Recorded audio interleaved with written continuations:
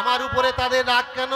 রাগ শুধু এই কারণে, দীনকৃষ্ণ ঠাকুর কৃষ্ণকে অসুর বলে। ওরে ভাই, আমি বলিনি, বেদ বেদ বলছে, ঋগ্বেদ নবম মণ্ডল, অষ্টম মণ্ডল, দশম মণ্ডল। এখানে যতগুলো মানুষ আছে যদি বলি বেদ পড়েছে, কষ্ট কোন জায়গায় লাগে জানেন?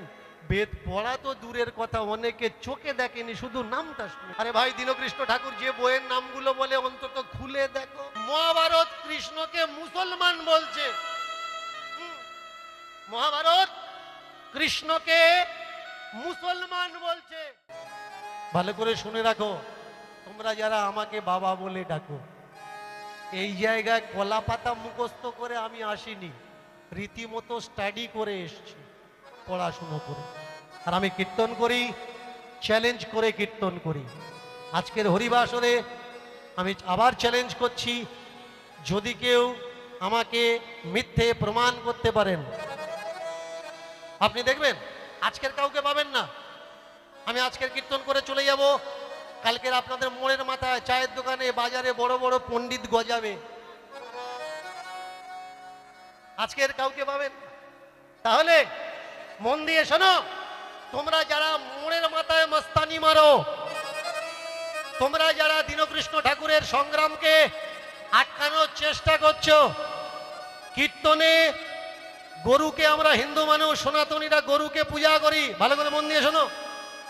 আর কীর্তনে যে খোলটা বাজে, এটা কিসের চামড়া দিয়ে তৈরি হয়? গরুর চামড়া দিয়ে তৈরি হয়।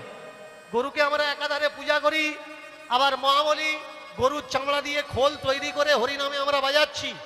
মহাপ্রভু থেকে আরম্ভ করে এখনো চলছে, আগেও চলবে। তোমরা যদি কোনো পণ্ডিত ব্যক্তি বলতে পারো নবদ্বীপের বুকে প্রথম গরুর চামড়া দিয়ে খোল কে তৈরি করেছে, তাহলে বলবো হ্যাঁ, তুই পড়াশুনো করেছো। আর তা না হলে মোড়ের মাথায় মোস্তানি মারা বন্ধ করো।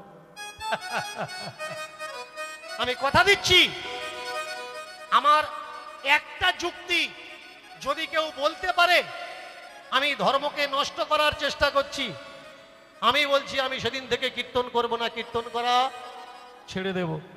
তাহলে আমি কি করতে চাচ্ছি ভালো করে শুনুন, ভুল ইতিহাসকে নতুন করে লেখানোর চেষ্টা করছি।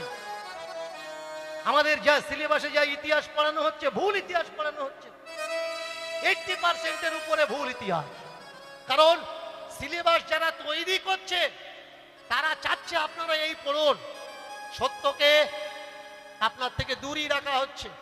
শুনুন, আমার এই চিৎকার করা, চেল্লামিল্লি করা,